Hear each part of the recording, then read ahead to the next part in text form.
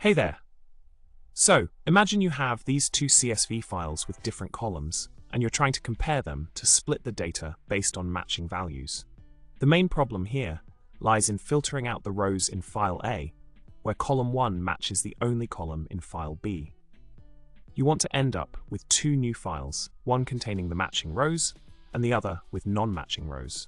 Now, let's dive into the solution. The key here is to use a powerful tool like awk with a specific script. The command provided processes the files accordingly, creating two new files based on the logic you need. By correctly setting the field separator to beer using F, and then utilizing arrays to store and match the values between file A and file B columns, you can efficiently generate the desired outputs. In summary, with the help of the awk command tailored for this scenario, you can elegantly split the data from file A into two separate files based on the comparison with file B.